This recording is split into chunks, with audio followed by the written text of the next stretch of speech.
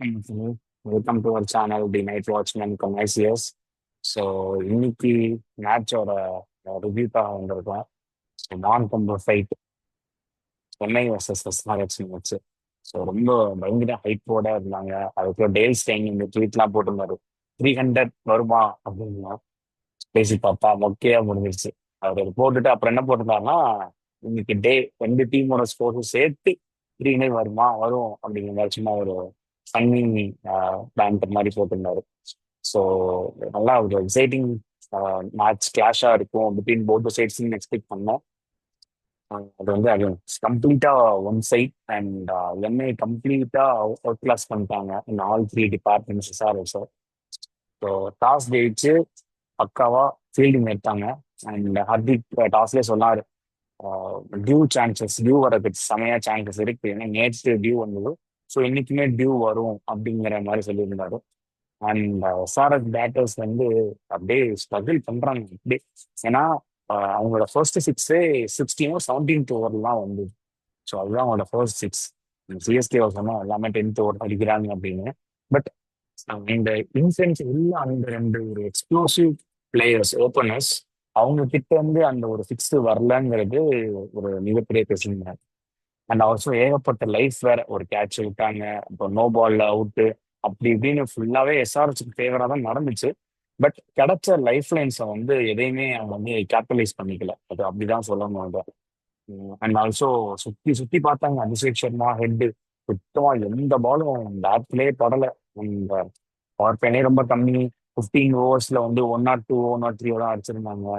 அந்த time Nitish Kumar Reddy and Klaasen வந்து, நிதிஷ்குமார் ரெட்டி ஒரு செம்ம ஸ்ட்ரகிள். அகைன் 20 balls 19 runs சொல்லி அவுட்டு. கிளாசன் வந்து தீபக் சஹாரை வந்து ஒரு வெளுத்தாரு. திரும்ப பும்ரா வந்து போடும்போது அப்படியே சரணாகதி அடைஞ்சிட்டாரு.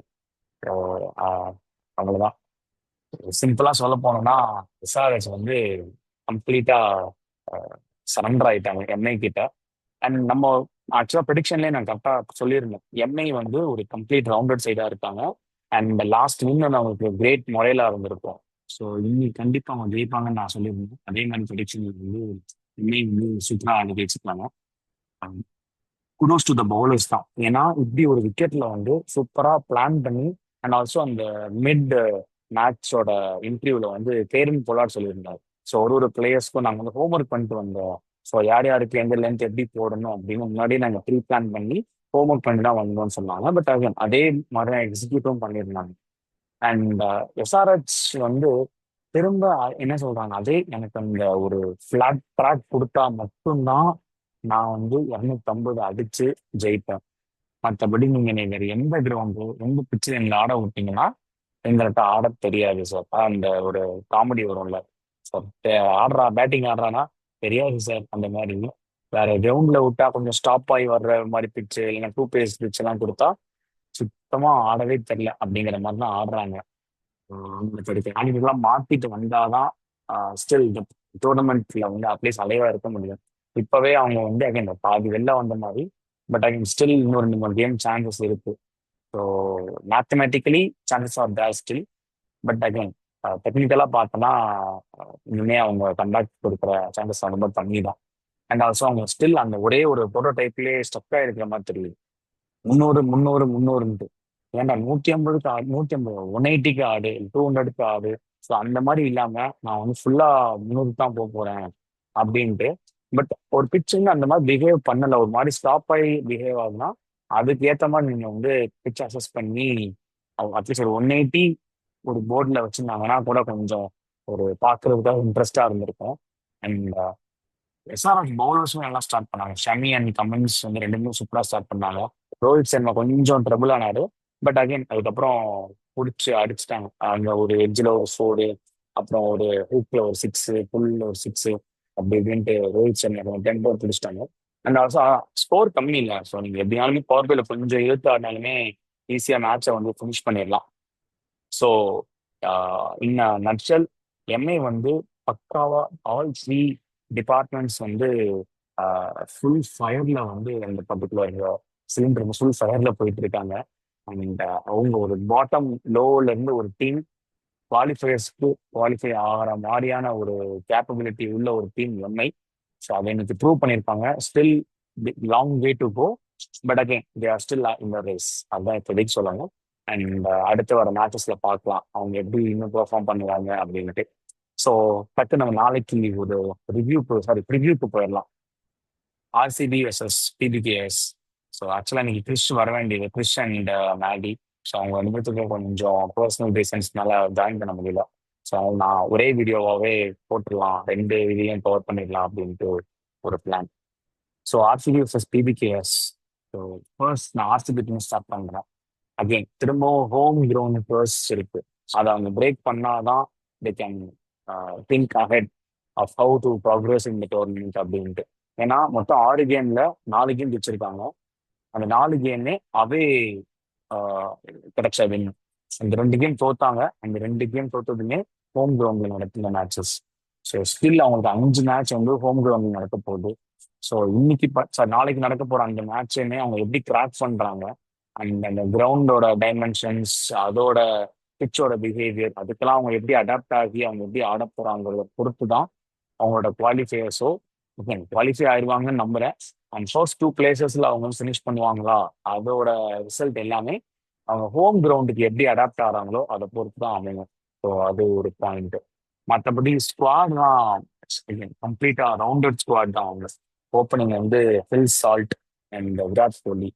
ஒன்டவுன் வந்து பட்டிதர் சாரி படிக்கல். So, படிக்கல் ஒரு மாதிரி ஃபில்லர் ரோல் மாதிரி தான். கிடைக்கிறவங்க வந்து ஸ்மாஷ் பண்ண கிடைக்கிற பால் அடி. ரன் ரேட் பவர் பிளேல முடியும் போது ஒரு விக்கெட் அப்படியே விழுந்துடும். நீ பவர் பிளேல வந்து ஒரு கொஞ்சம் ரன் அடிச்சு கொடுத்துட்டு ஒரு 75 70 அந்த மாதிரி அடிச்சு கொடுத்துட்டு போற மாதிரி ரோல் கொடுத்துருக்காங்க. அண்ட் விராட் கோலியுமே அங்க ஒரு சைடு வந்து இப்போ சால்ட் அடிக்கிறதுனா அந்த பக்கம் ஸ்டெடியா அவரும் ஆடிட்டு இருக்காரு. சால்ட் நீ எப்படி போட்டாலும் அடிக்க தான் போறேன் அப்படின்னு வந்து ஆடுறாரு. ஸோ அந்த 3 இது கன்னா இருக்கு. And to be followed by Ajit Patidar, ஒரு spin basher. And to be followed by Jitesh Sharma, Livingstone, Tim David, அப்படி கிருணல் பாண்டி அப்படின்னு ஒரு லாங் பேட்டிங் லைனப். ஸோ அவங்க எல்லாருமே அவங்கவுங்க ரோல் கிடைச்சி கொடுத்த ரோலை கரெக்டாக பண்ணிடுறாங்க. யாருக்குமே பெருசா 20 ஓவர்ஸ் நின்று ஆடுற மாதிரி ரோலே கிடையாது. மேபி விராட் கோலி மட்டும் அந்த ரோல் நினைக்கிறேன். மற்றபடி எல்லாமே குவிக்கா அந்த பிறகு ஃபேஸ்ல ஆடுற மாதிரி தான். அஜித் பட்டிதார் இப்போ வந்து அந்த 8 to 14 அந்த மாதிரி. விஜய் சர்மாக்கு 14 to 17 டேக் டவுன் பண்ற மாதிரி கூட காம்ப்ளிமெண்ட் பண்ண போற லிவிங்ஸ்டன். அந்த எண்டில் ஆட போறது வந்து டிம் டேவிட், இந்த 18 19 20 அந்த 3 ஓவர்.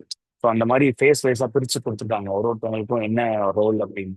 ஸோ அதில் ஸ்டிக் பண்ணுவாங்கன்னு நினைக்கிறேன். அண்ட் பவுலிங்குமே பயங்கர strong. 3 genuine குவிக்ஸ், Josh Hazlewood, Bhuvi and SPL.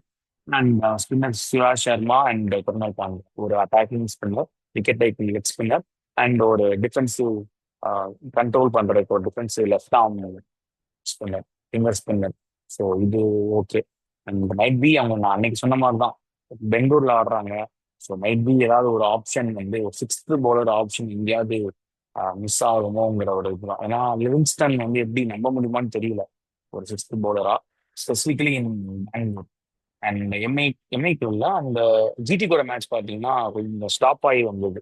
So அந்த மாதிரி பிச் கிடச்சிச்சுன்னா கொஞ்சம் மாட்டிப்பாங்க, அது ஒண்ணுதான். மற்றபடி வேற எதுவும் இல்லை. And toss will be a very crucial factor. Task முன்னாடி நம்ம பிபிகேஸையும் பேசிடலாம். பிபிகேஎஸ் அகைன் ஒரு பயங்கர ஒரு முறையில் வெற்றியிலிருந்து வர்றாங்க. ஒரு செம்ம லோவான ஒரு டோட்டலை வந்து சேஸ் பண்ணி டிஃபெண்ட் பண்ணியிருக்காங்க 111. அண்ட் ஓப்பனர் தப் சிம்ரன், பிரியான்ஷ் ஆர்யா, ஸ்ரேயாஸ் ஐயர், நேஹல் வகேரா, நீங்க எப்படி போட்டாலும் நான் அடிக்க தான் போறேன் அப்படின்ட்டு ஃபுல் டோட்டலையே 670 2 இந்த மாதிரி இது பண்றாங்க. ஸோ அடிக்க தான் போறாங்க. To be followed by Glenn Maxwell. அவர் ரொம்ப நாளா ஸ்கேம் பண்ணிருக்காரு பேட்டிங். இந்த ஆப்கானிஸ்தானுக்கு எதிராக நடந்த ஒரு இன்னிங்ஸ் தான் கண்ணிலே நிக்குது. அந்த மாதிரி என்னைக்கு ஒரு கேம் சேஞ்சிங் இன்னிங் வந்து இன்னிங்ஸ் எப்போ ஆட போறாருங்கிறதான் ஃபேன்ஸும் சரி டீம் மேனேஜ்மெண்ட்டும் சரி பார்த்து வெயிட் பண்ணிட்டு இருக்காங்க. ஸோ அது இன்னும் வரல. அண்ட் ஸ்டாயினிஸ்க்கு வந்து இன்ஜூரி இல்லை, பட் லாஸ்ட் ரெஸ்ட் கொடுத்துருந்தாங்க. But any day I will play Stoinis over George English. So George English வந்து நான் அண்டர்ரேட் பண்ணல. But Marcus Stoinis match winner, is a genuine match winner. And அவராலே பவுலிங்கும் போட முடியும். 2 ஓவர் உங்களுக்கு வந்து தருவார் அங்கங்கன்னு. ஆல்சோ பேட்டிங்லையுமே he can contribute. And Chinnaswamy மாதிரி ஒரு கிரவுண்ட்ல ஸ்டாயினிஸ் ஹாஸ் டு பிளே. அதுதான் என்னோட இது. ஸோ ஸ்டாயினிஸ் ஆடியே ஆகணும். அண்ட் பவுலிங்ல வந்து பார்த்தீங்கன்னா அர்ஷ்தீப், யான்சன் நல்லா போட்டான் last time. And Xavier Bartlett அதுதான் எனக்கு எப்படின்னு தெரியல. லாஸ்ட் டைம் ஒன்றும் பெருசா அமையல. பட் அகைன் எப்படி போடுவாங்கன்னு தெரியல. இந்த most lethal weapon maybe Yuzvendra Chahal. ஏன்னா ரொம்ப வருஷமா ஆர்சிபி கிரவுண்ட்லேயே அதிக விக்கெட் எடுத்த ஒரே பவுலர் வந்து Yuzvendra Chahal. So he will know the nook and corner of the ground. So அதனால அவரோட இன்புட் அண்ட் அவரோட வேல்யூ வந்து இந்த படுத்த மேட்ச்ல ரொம்ப பயங்கரமா இருக்கும். அண்ட் அவரை சப்போர்ட் பண்ண போறது மேக்ஸ்வெல். அண்ட் அகைன் கொஞ்சம் ஸ்டாப் ஆகி வந்துச்சுன்னா even I can we can they can try Harpreet Brar. அவருக்குலாம் ட்ரை பண்ணலாம். திரும்ப இந்த யாஸ்தா கூர் அப்புறம் வைசாக்லாம் தேவையில்லை, இந்த இதுலயே போகலாம். அண்ட் ஈவன் எனக்கு கேட்டா பார்லட்டுக்கு பதிலாக நான் ஆஹ், உமர்சாயை கூட ஆடுவோம், அஸ்மத்துல்லா உமர்சாயை கூட ஆடுவோம். நல்ல ஆப்ஷன். ஒரு 2 மேட்ச் சான்ஸ் கொடுத்தாங்க, நம்ம திரும்ப அவரை இது பண்ணிட்டாங்க. அதுதான் ஏன்னு எனக்கு புரியல. அவரை கூட ஆடி இருக்கலாம். அது ஒரு நல்ல சாய்ஸா இருந்திருக்கும். ஸோ இப்போ டாஸ் போனோம்னா டாஸ் இது வெரி க்ரூஷியல் ஃபேக்டர். சின்னசாமியில டாஸ் ஜெயிச்சு ஃபீல்டிங் தான் எடுக்கணும். ஏன்னா ஃபீல்டிங் எடுத்து அவங்கள பேட் பண்ண வச்சு 200க்குள்ள கண்டெயின் பண்ணிட்டீங்கன்னா so the victory is yours. அப்படியே அழகா 10 per ஓவருங்கிற ரன் ரேட்டை ஆடிட்டு ஜெயிச்சுட்டு போயிட்டே இருக்கலாம். அது ஒன்று. அண்ட் வின் ப்ரெடிக்டபிலிட்டின்னு பார்த்தீங்கன்னா ஆர்சிபி வெர்சஸ் பிபிகேஸ்ல வந்து ரொம்ப டைட்டா இருக்கும். அந்த ரெண்டுமே ஈக்குவல் பவர் அண்ட் ஸ்ட்ரென்த்ல உள்ள டீம்ஸ். ஸோ அதனால யாருக்கு எட்ஜ் கொடுங்க எனக்கே பெருசா இது இல்லை. But I give slight edge to PBKS like 50.5 and ஆர்சிபிக்கு வந்து 49.5. இந்த 0.5 எட்ஜ் ஏன்னா ஸ்டில் அவங்க வந்து இந்த ஹோம் கிரவுண்ட் அந்த சோர்ஸ் ஹோம் கிரவுண்டோட அந்த பர்டிகுலர் ட்ரிக்கை வந்து அவங்க இன்னும் கிராக் பண்ணல. ஸோ அதனால ஒரு அந்த எட்ஜ் வந்து நான் 0.5 கொடுக்குறேன். அண்ட் ஆல்சோ நான் லாஸ்ட் டைம் சொல்லியிருந்தேன். ஸோ இது வந்து பேஸ்ட் ஆன் அவங்களோட past recent performance and also squad strength இதை பேஸ் பண்ணி தான் 2 பேரும் வின்ல தான் வர்றாங்க. ஸோ அதனால 50-50. அண்ட் இந்த ஹோம் கிரவுண்ட்ல அவங்க கொஞ்சம் கஷ்டப்படுறதுனால அந்த ஒரு 0.5 எட்ஜ் வந்து நான் பிபிகேஸ்க்கு கொடுக்குறேன். அண்ட் இந்த மேட்ச் அவங்க ஜெயிச்சு அந்த படத்துக்கு ட்ரிக்கையுமே அவங்க டேக்கிள் பண்ணிட்டாங்கன்னா ஸோ டெஃபினட்டா RCB will qualify for the qualifiers. அது வந்து நான் ஷுவரா சொல்றேன். ஸோ மேபி அடுத்த மேட்ச் பார்க்கலாம் அப்படின்னு. பட் இதுல வந்து just giving slight 0.5% edge to PBKS, 50.5 for PBKS and 49.5 for RCB.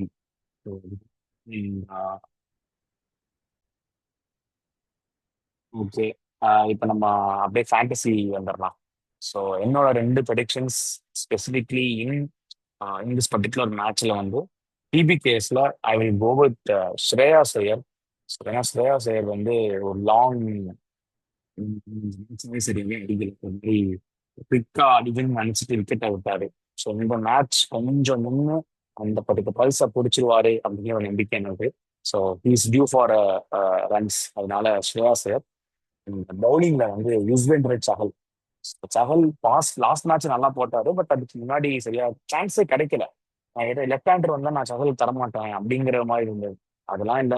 Chahal is genuine match. Tinku Singh பாத்தீங்கல்ல எப்படி போட்டாரு. அண்ட் ஸோ சஹலுக்கு வந்து அண்ட் வெங்கடேஷ் ஐயருக்குமே ஒரு மாதிரி ஸ்வீப் ஆட வச்சு கேட்ச். ஸோ சஹலுக்கு வந்து ஈவன் லெஃப்ட் ரைட் அதெல்லாம் பார்த்தாங்க. சின்ன கிரவுண்ட்லேயே அழகா லூப் பண்ணி போட்டு விக்கெட் எடுப்பாரு மாதிரி ஃபிளைட் கொடுத்து. So Chahal has to play. And அவருக்குமே நீங்க அந்த 4 ஓவர்ஸ் மிடில் தந்தே ஆகும். ஸோ அதனால சஹல் அண்ட் ஸ்ரேயாஸ் ஐயர் ஃப்ரம் டிபிசிஎஸ். அண்ட் ஆர்சிபில இருந்து பார்த்தீங்கன்னா Rajat Patidar, captain of RCB. ஏன்னா அந்த மிடில் ஃபேஸை கண்ட்ரோல் பண்ண போறது அவர் தான். அண்ட் டேக் டவுன் பண்ணுவாங்களா எப்படி என்னன்னு ரஜத் பட்டிதரோட ஆக்ஷன் தான் தெரியும். ஏன்னா சீக்கிரமா Jitesh Sharma and Tim David reveal பண்ணாம எக்ஸ்போஸ் பண்ணாம அவர் அந்த அவரோட அவரோட கொடுத்த ரோல் அந்த 15-16 ஓவர் வரைக்கும் அவர் ஆடிட்டாருன்னா மிச்சத்தை வந்து இவங்க ஆடிடுவாங்க. ஸோ அது வரைக்கும் இவங்க இருந்தால் ஆடி கொடுக்கணும். அதனால அவரு ஒரு கீ ஃபேக்டர். அதனால ரஜத் பட்டிதர். பவுலிங்ல வந்து I will go with Josh Hazlewood. So Hazlewood வந்து இந்த பர்டிகுலர் இதுல வந்து இந்த லைன் அண்ட் லென்த் கரெக்டா பிடிச்சி போடுவாருன்னு நினைக்கிறேன். நான் லாஸ்ட் டைமே கொஞ்சம் மிஸ் பண்ணாங்க ஸ்லைட்டா. பட் இன்னைக்கு இந்த தடவை they will rectify all those. இவங்க தான் Rajat Patidar and Josh Hazlewood என்னோட fantasy players for RCB.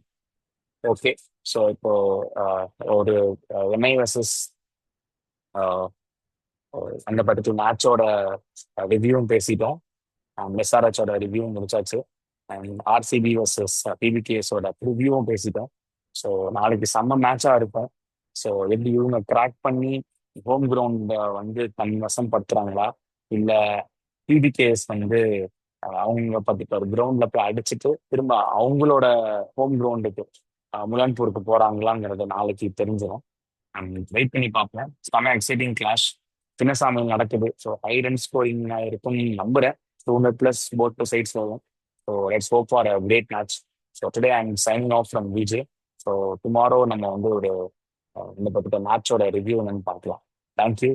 Have a good night.